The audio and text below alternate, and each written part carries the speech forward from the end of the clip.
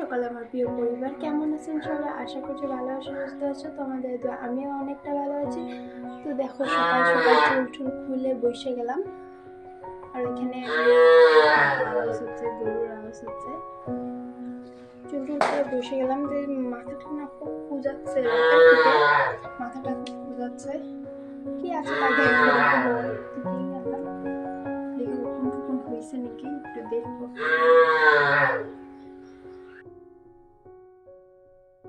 রাতের দিকে এত মাথাটা খুঁজাচ্ছিল, মনে হচ্ছিল সারা এলাকার উকুন বুঝে আমার মাথায় এসে বাসা বাঁধছে। তার জন্য এত খুঁজাইছিল। তার জন্য সকাল সকালে উঠেই আগে মাকে বললাম যে কোথায় রাখছো ফেনীর চিরুনি, কোথায় রাখছো, আগে বাইর করে দাও। তারপরে দেখো আমি চিরুনি বসেও গেছি, কিন্তু মাথার থেকে কিচ্ছু বাইর হয় নাই, কিচ্ছু না। জাস্ট খালি আমার চুলগুলো উঠে উঠে না, জাস্ট ছিঁড়ে যায়। এটা আমার নিজের দোষে যে হিট দেওয়ার জন্য ছিঁড়ে যায়। আর এই জন্যই চুল মাথা খুঁজাই যে আমার না উখায় অনেকটা বেশি মাথায়। তার জন্য কত শ্যাম্পু চেঞ্জ করি তাও উখাইটা যায় না। তো কিছু করার নাই, মাথা খুঁজাবেই। আর তারপরে দেখো মাথাটা বেঁধে এখন আমি কাজে লেগে পড়লাম। আজকে অনেকদিন বাদে রোদের মুখ দেখলাম সকাল সকাল উঠে। তো উঠে দেখি যে রোদ উঠেছে, বা ভালোই তো হইলো, এত নাগাড়া পানি পড়ে যাচ্ছে আর থামার নাম নেয় না। তার জন্য ভাবলাম চলো আজকে তাই না হলে বাইরের কাজগুলো পরে করবে, আগে ঘর দুয়ার সাফ করার থেকে শুরু করে। এমনি হলে দেখো তো পানি টানি পড়ে থাকলে যে ঘরে দিয়ে শুকাই দিই, কিন্তু তাও শুকায় না। তার জন্য ভাবলাম যে আজকে অল্প লেট করে কাপড় ধুই, যদি রোদ উঠেছেই কোনো মেঘলা মেঘলা ভাব নাই। তার জন্য ভাবলাম চলো আজকে আমার বেড কভার টভার সব উঠাবো। আমার সবটা বিছনারই বেড কভার উঠে ধুয়ে দিব। তো ভাইয়ার রুমের বেড কভারটা আমি ভিজিয়ে দিয়েছি, তারপর ওর রুমটা সাফ করছি, তারপর আমার রুমটা সাফ করতে আসলাম। আমার বেড কভারটা গুলো উঠাই দিলাম। আরো আমি আমার ভাইয়ার রুমে যে বেড কভার পারি তেমন বেড কভার আমার বেডেও পারি। তো আমাদের এই দুই রুমে সেম সেম বেড কভার পারা থাকে, যখনই চেঞ্জ করলেও একদম সেম সেম। আমার আম্মু না, আমি বলি যে অন্য বেড কভার না, ডাবল ডাবল কেন বেড কভার না। তে যতই বলি না কেন তাও আনেই, তার কিছু করার নেই। তার জন্য যখনই পাতি, তার মানে ওর ওর বেডেও যে কালারের বা যে বেড কভার পারি তেমনটা আমার বেডেও পারি। আর দেখো কতদিন ধরে পানি পড়ে যাচ্ছে, থামার তো কোনো নামই নেই। তো আজকে দেখো রোদ কিন্তু দিয়েছে, কিন্তু দেখো আমাদের ওয়ালটা একদম ভিজে গেছে। এই রুমেরও ভাইয়ার রুমেরও সেম, একদম ওয়ালগুলো ভিজে যাচ্ছে। মনে হচ্ছে যে পানি যে এক নাগাড়ে পড়ে থাকে, এটার জন্যই ওয়াল ভিজে যাচ্ছে। তো দেখো দেখতে কিন্তু বাজেই লাগে, আধা শুকনো আধা ভেজা কেমন জানি লাগে, তাই না? তার জন্য কিছু করার নেই। এখন যদি রোদ দেয় ভালো ভালো করে, যদি আজকে যদি ভালো করে রোদ দেয় হয়তো শুকিয়ে যাবে। অনেকদিন পরে যদি রোদ দিয়েছে, ভালো হয়ে চলো যত কাজ গুলো বাকি থাকে যে পানির জন্য করা যায় না ওগুলো করব। কিন্তু এত শুটকে আমার কপালে তা কিন্তু নয়।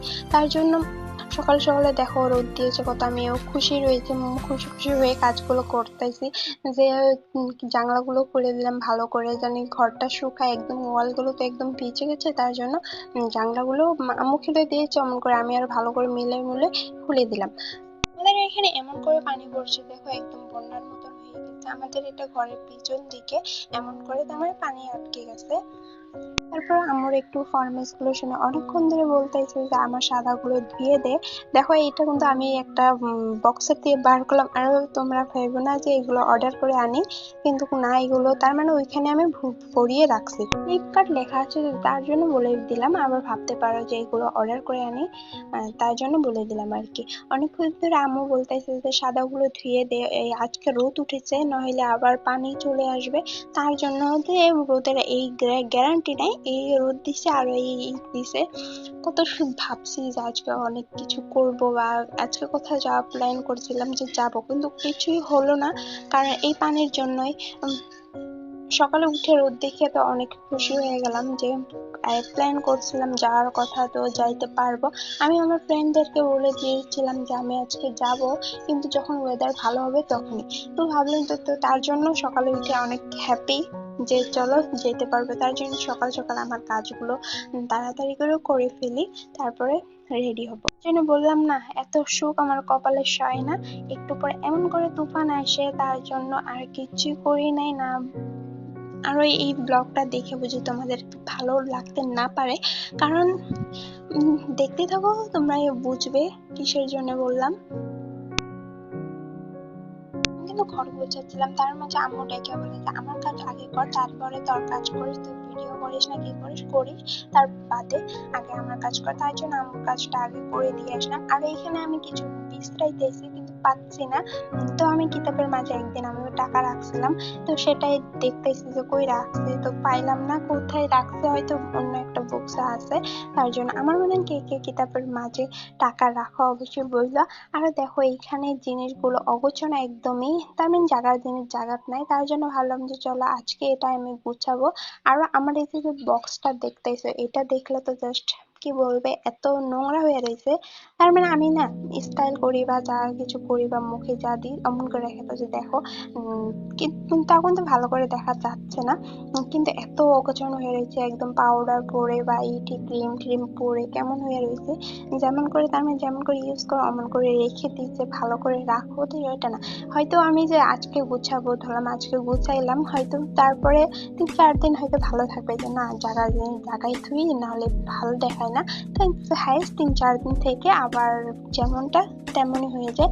তার জন্য ভাবলাম চলো এটাও নোংরা হয়ে রয়েছে, তার আমার এই বক্সটাও সাফ করা হবে, আর ওইখানে জায়গাটাও সাফ করা হবে। জায়গার জিনিস জায়গায় রাখি না, তার জন্য এমনটা। আর ওইটা ঢালতে গিয়ে আমার এই নেল পালিশের এইটা এমন করে পড়ছে, আমি তো ভাবলাম যে চলো ভেঙে বুঝে গেল, কিন্তু ভাঙে নাই। জিনিসগুলো ঢেলে নিলাম, জানি একটা একটা করে মুছে মুছে ভালো করে রাখবো, সেটাই করবো। তার জন্য সবগুলো একদম পাকার মধ্যে ঢেলে নিলাম।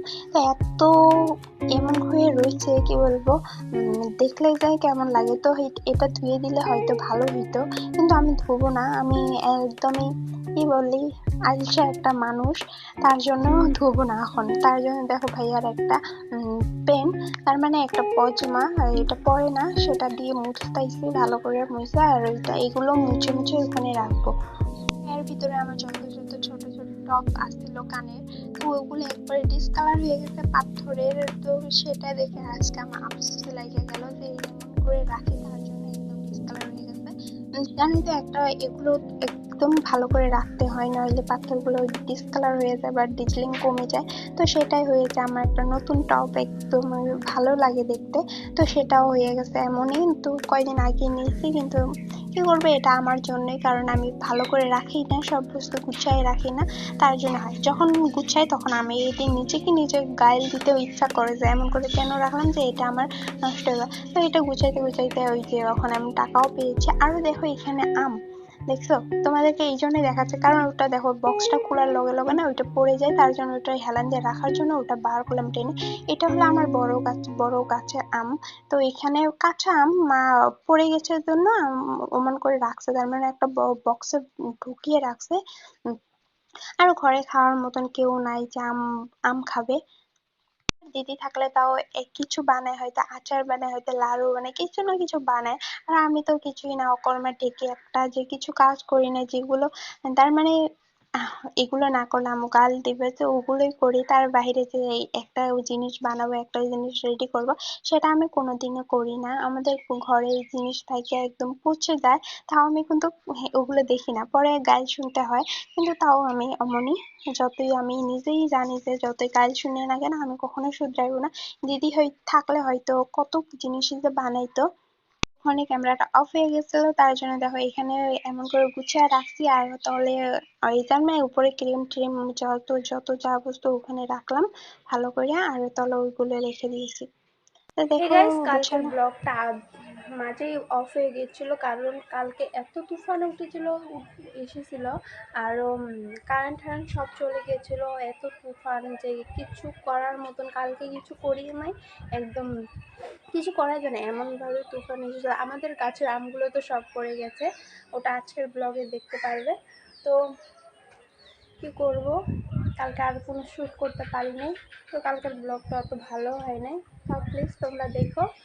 তো আর কিছু বলার নেই, যদি ভালো লাগে লাইক কমেন্ট সাবস্ক্রাইব করো। ফ্রি আছে আর একটা কোনো নতুন ব্লগে ভিডিও। তো আজকের ব্লগে দেখতে পেয়েছে কালকে কি কি হয়েছে।